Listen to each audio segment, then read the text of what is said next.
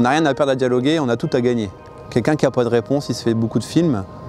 Et en se faisant un imaginaire qui ne correspond pas à la réalité, ça s'amplifie et puis après on n'a plus de dialogue même à un moment donné. Et on peut avoir un peu peur d'échanger, de dialoguer, mais au fur et à mesure on apprend beaucoup sur le projet, sur une gestion globale vis-à-vis de notre métier. Et puis je pense qu'il vaut mieux investir dans quelque chose qui vous aide à faire le dialogue que d'avoir des opposants. Et je dirais que c'est très enrichissant et puis pas que pour la méthanisation, pour autre chose, pour plein de petites choses dans la vie. Il faut parler avec des gens et puis ils disent tiens, avant t'écoutais pas tout ça. Et je dis ouais, mais je dis ça c'était avant maintenant.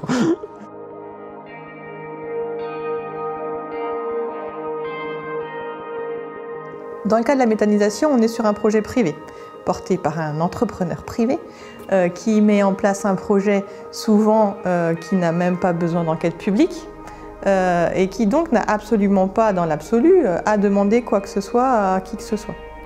Il n'a pas demandé aux riverains l'autorisation de mettre en place ce projet comme n'importe quelle autre entreprise n'a pas à demander à s'implanter, aux riverains si elle peut s'implanter quelque part. Le deuxième élément qui est particulier, c'est que l'agriculteur vit sur le territoire où il va y avoir le projet et où il va y avoir potentiellement des actions contre le projet. Et on a un certain nombre d'exemples qui montrent que ça peut être très douloureux pour l'agriculteur, mais aussi pour sa famille, sa femme, ses enfants, ses parents. Au regard de l'évolution et du développement des projets de méthanisation sur le territoire du Nord-Pas-de-Calais, la filière s'est posé la question de la façon de réagir par rapport aux montées en puissance de certaines démarches contre ces projets-là, de certaines démarches de riverains, d'associations qui se sont constituées contre ces projets-là. Le CERD étant déjà assez sensibilisé aux démarches de dialogue territorial sur lesquelles ils ont communiqué lors de la trame verte et bleue, s'est dit mais peut-être que ça peut être un outil qui peut servir dans cette réflexion sur l'appropriation. L'idée c'était vraiment de dire mais est-ce que le dialogue territorial, on peut s'en inspirer pour permettre ce dialogue entre les riverains et les porteurs de projets agricoles.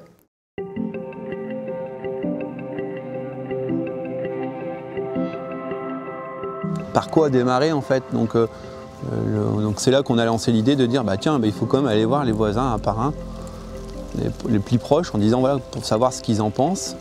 Et puis après aussi aller voir les personnes qui ont de l'importance dans le village, comme le maire, comme les premiers conseillers, les présidents d'associations, tous ces gens-là qui voient beaucoup de gens, qui rencontrent beaucoup de gens aussi, donc ça nous a permis aussi puis qui sont aussi riverains.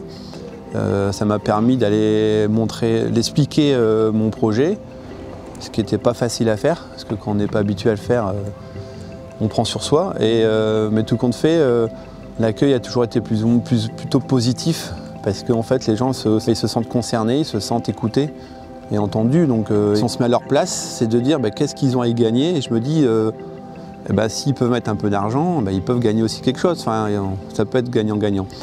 Le maire a été intégré très vite dans le projet, c'est-à-dire que il a été au courant de ce qu'on voulait faire très vite et puis au courant aussi des évolutions. Le message que je lui avais fait passer surtout, c'est ça, c'est toutes les personnes qui auraient pu venir se plaindre en mairie, de me les envoyer. Ça c'était important, c'est-à-dire qu'à un moment donné, dès que quelqu'un venait râler en mairie de peur du projet, il répondait, mais allez voir Hubert, il va vous expliquer. Et moi, au contraire, j'étais intéressé à voir ces gens-là. On a décidé de faire une visite de site avec Amélie. Cette visite, c'était vraiment un tournant dans le projet. Ça nous a permis, ça a permis aux riverains de se rendre compte réellement de l'impact du projet, à quoi ça allait ressembler, surtout visuellement. Ils ont vu à quoi quelle hauteur, à quoi ça ressemblait, ce qu'on mettait dedans, parce que là-bas aussi il y avait déjà des déchets, des effluents, donc les mêmes effluents qu'on va mettre. Donc ça a permis de mettre des images sur ce qui allait être à côté de chez eux en fait. Déjà la première chose qu'on avait fait quand on avait présenté notre projet à la mairie, on les a invités à venir voir ce que c'était une vraie unité de méthanisation, hein, sur le terrain pour qu'ils se rendent bien compte de la réalité des choses, parce que bon, on imagine plein de choses, mais c'est bien d'aller voir sur place et de se rendre compte vraiment de la réalité. Finalement, toutes ces réunions d'instances de dialogue, ça fait toujours avancer le dialogue et ça fait aussi avancer le projet. On utilise le dialogue territorial pour permettre aux différentes parties de sortir gagnantes autour d'un projet, enfin, que chacune puisse s'y retrouver. Mais l'enjeu principal, c'est de pouvoir créer le dialogue, créer une relation entre ces parties-là, de façon à ce qu'elles puissent trouver des solutions qui font que le projet sera un projet gagnant et gagnant pour tous.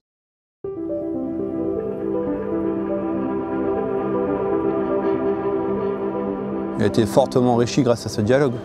Sinon, on serait parti sur un projet que nous, on pensait bien, mais qui en fait n'est pas forcément bien pour les riverains en fait. Là, il est vraiment intégré, les gens se l'intègrent aussi. C'est-à-dire qu'ils disent, bah, ils ont réfléchi, puis des fois quand ils me croisent, ils me disent hey, pourquoi tu mets pas ça? Et bah tiens, t'as qu'à passer par là, tu peux faire ci. Le pari, c'est que grâce à ce dialogue, on arrivera à maintenir le projet et à faire en sorte qu'il soit enrichi par chacune des parties prenantes et qu'il puisse du coup convenir à tous.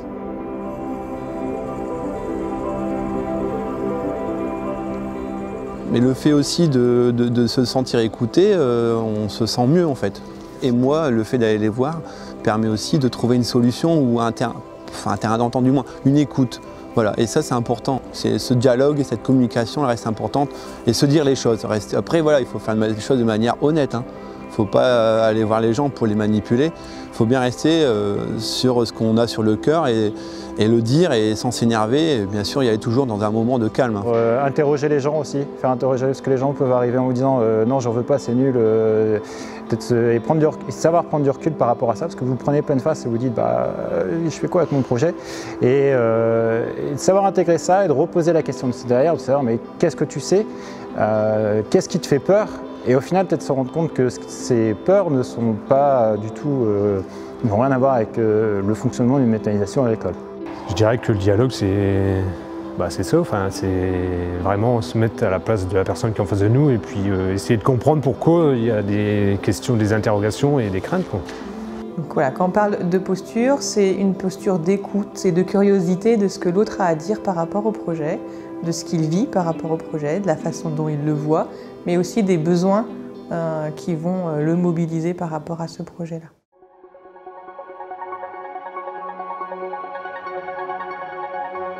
Une personne qui avait dit à Amélie, ben, je suis content que vous soyez là parce que au moins tout le monde peut s'exprimer. Voilà, c'est important parce que si les personnes ne voulaient pas me le dire en face, ils auraient pu le dire à Amélie. Ça aide aussi. Parce qu'Amélie n'était pas là que pour m'aider, elle était là surtout comme plutôt quelqu'un de neutre. Donc le dialogue territorial, c'est d'abord une démarche de concertation, mais qui inclut tous les outils de la médiation pour permettre ce dialogue, cette relation dont on a parlé. En aucun cas, il s'agit pour l'accompagnateur, le médiateur, l'animateur, d'essayer de convaincre qui que ce soit d'adhérer à un projet. Ça n'est absolument pas son rôle. Son rôle est juste de créer les conditions du dialogue. L'accompagnement, c'est, je dirais, indispensable parce que à partir du moment où on a un projet comme ça qui est compliqué, si vous n'avez pas des gens qui sont là pour recadrer, entourer, quelque part mettre des règles, parce qu'il faut des règles, parce que sinon c'est l'anarchie. C'est sûr qu'on apprend, mais on ne sera jamais des pros.